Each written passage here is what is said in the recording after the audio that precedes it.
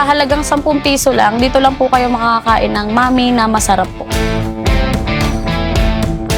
Sa Mami naman po, nanunuot yung lasa ng baka, ng beef. Sarap talaga siya, the best.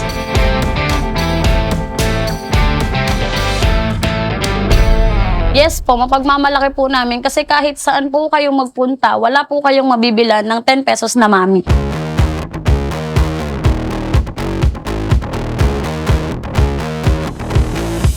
Bali, nag-serve po kami ng 5-10 po na 5 pisong kanin, 10 pisong ulam.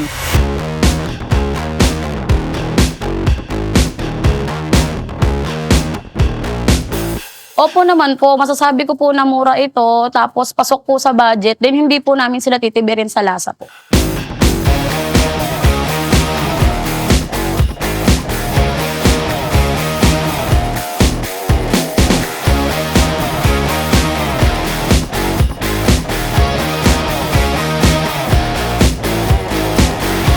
Ang tinitinda po namin dito is 5 na kanin, then 10 na ulam, then meron din po kami na siniserve na 20 pesos po, na lutong bahay po.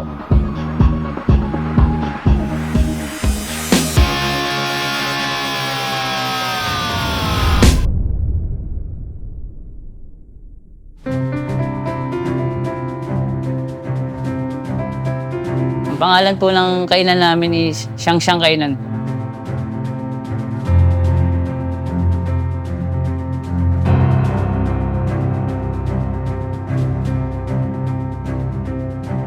Open po namin is 6 p.m. to 3 a.m. Pero po minsan po kasi mga 1 a.m. ubos na po yung aming mga lutong ulam. Tuesday to Sunday, then yung Monday po namin is day off po namin.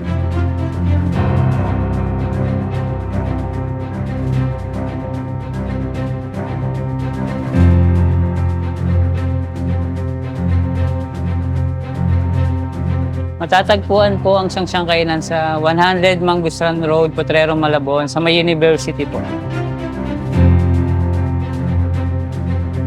Pagdating nyo po sa aming kainan, makikita nyo po yung iba't ibang putahe namin. Then tapos po, pipili po kayo ng ulam na gusto nyo, ilalagay po natin sa plato, tapos po kukwentahin, tapos magbabayad po kayo.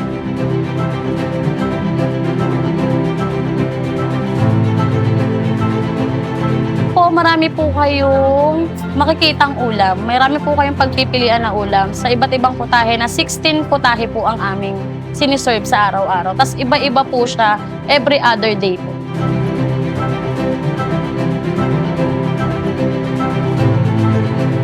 Bali, yung presyo po namin is 5 pesos na kanin, may 10 pisong ulam po. Ang pinakamahal na po namin is yung 25 pesos po. Iba't iba pong siniserve namin araw-araw. Dito, nagsiserve po kami ng 2 klase ng ulam. Mga prito at mga lutong bahay. Sa mga prito po, 10 pesos po may mabibili na po kayo. At sa mga lutong bahay naman po, dagdag lang po konti, 20 pesos, may lutong bahay na rin po. Kaya sa halagang 15 pesos po, makakain na po kayo. At may libre pa po kayong mainit na sabaw.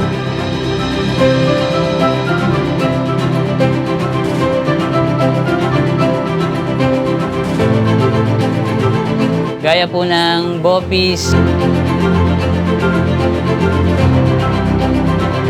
pork steak, lechon kawali, sisig,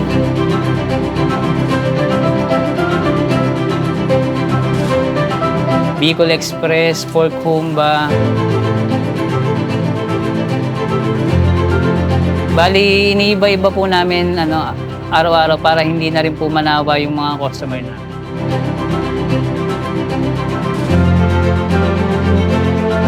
Pagpunta nyo po dito sa aming kainan, lagi pong bago yung aming ulam kasi iniiwasan po namin yung paulit-ulit na siniserve na ulam. Mamalaki po namin na yung mga lutong ulam po namin ay hindi po tipid sa lasa at sigurado po na masasarapan sila.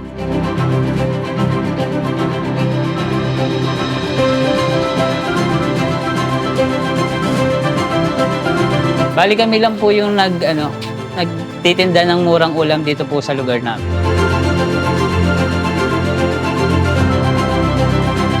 Hi, ako po si Patricia, 28 years old, ang owner po ng Siyang Kainan. Ako po si Jerome Jose, 29 years old, may-ari ng Siyang Kainan. Bali, ako po yung asawa ni Jerome po. Bali, kaming dalawa po yung nagmamanage sa Siyang Kainan.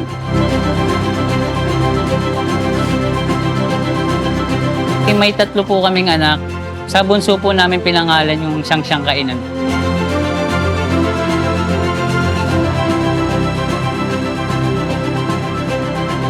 Pag pumunta po kayo dito, sa halagang 15 pesos po, makakakain na po kayo. Then, unlimited na rin po yung sabaw.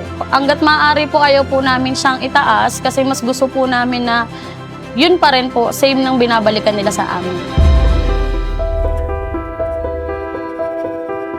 Hindi naman po kinakailangan mahal para maging masarap. Kahit mura yan, hindi po namin tinitipid yung mga pagkain namin. Hindi po namin tinitipid sa sangkap. Kompleto po yung sangkap niyan para yung lasa po is talagang masarap po talaga. Yung kanin po namin dito sa halagang 5 piso, malalasahan mo na po talaga yung sinangag na kanin. Ang binabalikan po sa amin, tulad po sa presyo, sa lasa, lalong-lalo na po yung mami po namin na 10 pesos lang po, may unli sabaw na, may taba, tas may noodles na po.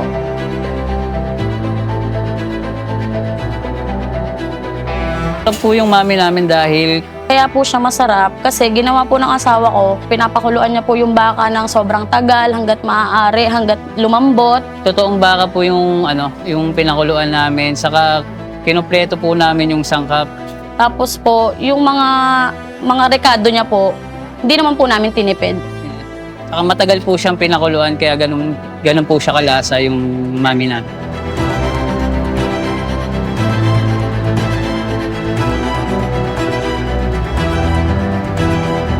Kaya rin po namin sinasarapan yung pagkain namin para balik-balikan po nila.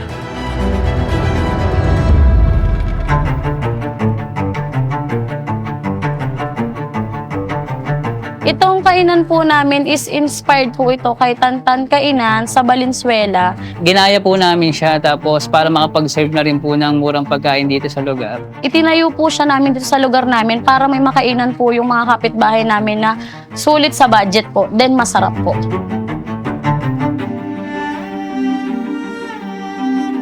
Na hindi na po kailangan dumayo, dito po sa lugar namin ay meron na po. Bali po yung kainan po namin is pinanganak po siya sa bunso naming babae dahil siya po yung unika iha po namin. Hiniling ko po siya sa Panginoon dahil puro lalaki po yung aking anak. Nag-click naman po kaya tinuloy-tuloy na lang po.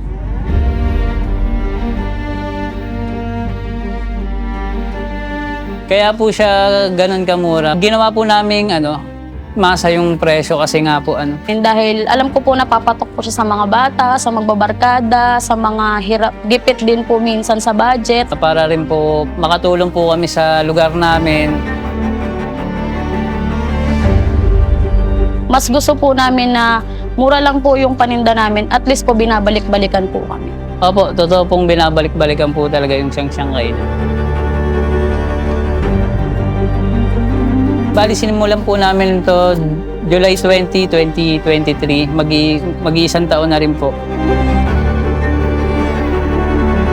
Ang madalas po namin na mga customer po is yung mga kapitbahay din po namin na mga tinatamad na po magluto, na alam na pag bumili po sila sa amin, lagi po nila sinasabi na mas nakakamura po sila dito. Bali, gano'n na nga po. Mas makakamura talaga pag kumain na lang dito kaysa po magluto.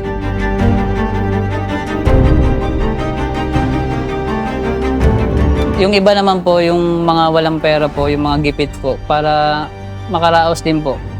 Para magkabalyo po yung maliit na pera, makakain po sila ng masarap. Hindi porket yun lang po yung pera nila is ganun lang po yung deserve nung lasa ng pera nila.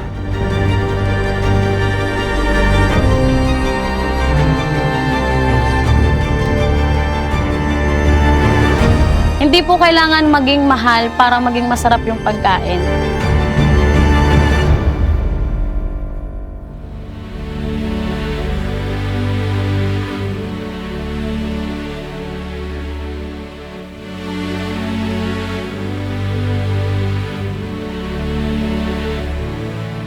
Sobrang halaga po ng pagtutulungan ng mag-asawa. Para maging maganda yung takbo ng negosyo, nagkakasundo kami sa lahat ng bagay. Parehas kami nagdidesisyon. Dapat po kasi sa isang negosyo, nagtutulungan kayo, nagkakasundo kayo. Pinapakinggan namin yung opinion ng bawat isa sa amin. Then dapat parehas po kayong agree sa ginagawa niyo.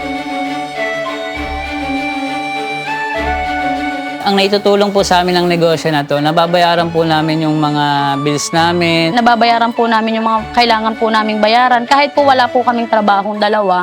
Nairaraos po namin yung pang-araw-araw naming gastusin sa pag-aaral po ng mga bata. Then natutulungan din po namin yung magulang namin tsaka yung magulang po ng asawa.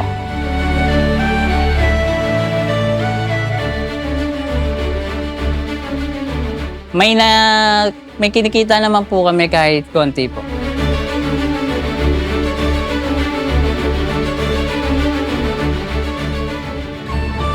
Bali po, nasaksihan ko po sa aming pagninegosyo, mas mahalaga po ang magkaroon ng negosyo kasi po hawak mo po yung oras mo, maaalagaan mo yung mga anak mo. Mas marami kaming oras na kapiling po namin yung mga anak po na. O hindi po tulad ng nangangamuhan ka po. Yung oras mo po is limitado lang, then pagdating mo po ng bahay, hindi kayo same ng ng asawa mo, mag-aaway po kayo. Tapos yung mga anak po kasi namin, pinapaalagaan lang po namin siya pag nasa trabaho po kami. Mas nababantayan po namin yung 3 anak po namin, mas napapakain po namin sa oras kumpara po dun sa may trabaho po kaming 2 mag-asawa. Pagdating po kasi namin galing trabaho, wala na po kaming oras sa mga anak namin. Tapos minsan po, madalas na nagtatalo po kami mag-asawa. Nagbibilangan po kami ng pagod.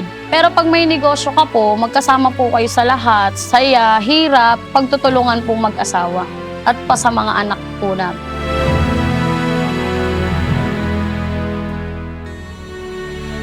Ang madalas na customer po namin dito is yung mga kapitbahay po namin.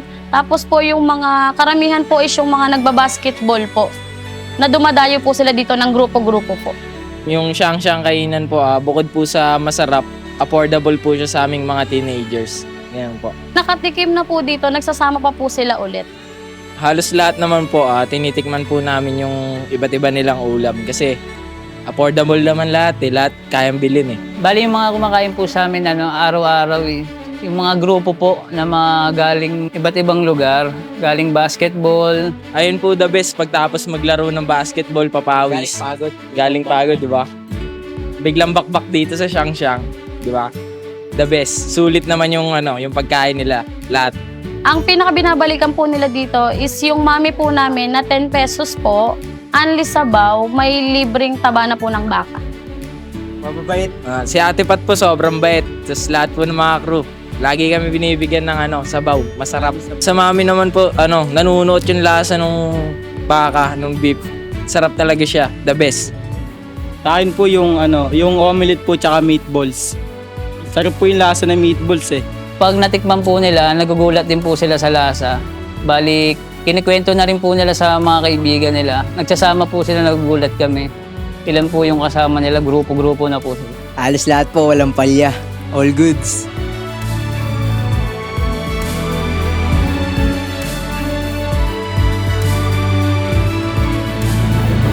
Mas nakilala na po ngayon yung siyang-siyang kainan sa lugar namin. May mga regular customer na rin po kami. Kahit araw-araw po sila bumibisita kasi kita naman nila na araw-araw iba-iba rin po yung mabibili nilang lutong bahay.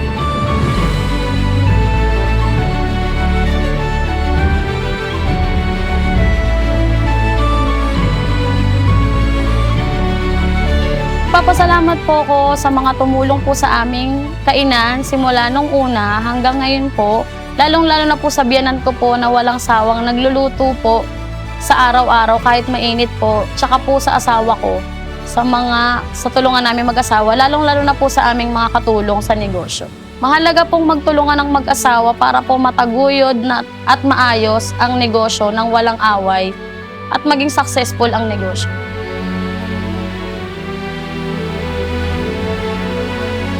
Bali, ang nagluluto po ng mga lutong bahay namin is mama ko po.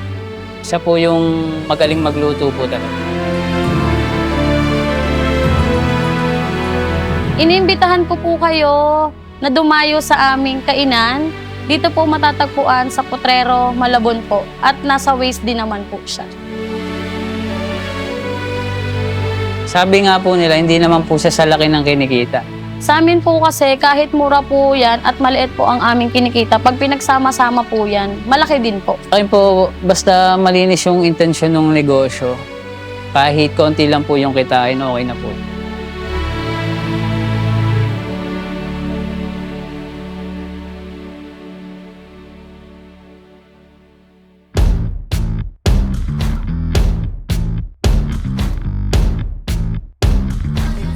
Hindi, kabalot mo lang. Apat na kaya. Ano yung sa'yo kanina? Ilang kanin? Tatlo. Dalawa sa akin, tatlo sa kanya, 5 kanin. Isang order ng bopis. Lechong paksiw. Itlog. Itlog. Talong. Yung talong. Tapos ito. Sabaw daw, te.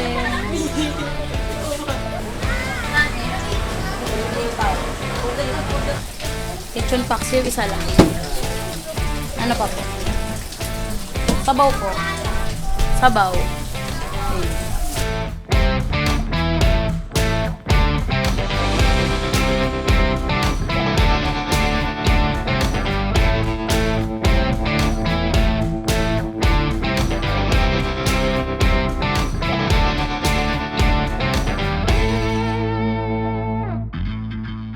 Sabi, masarap daw. Nagustuhan naman nila yung okay namin. Meron siyang toge, kalabasa at hipon. Yan. Try nyo. Magugustuhan yan. Napakita na to sa pinasarap sa unang hirit.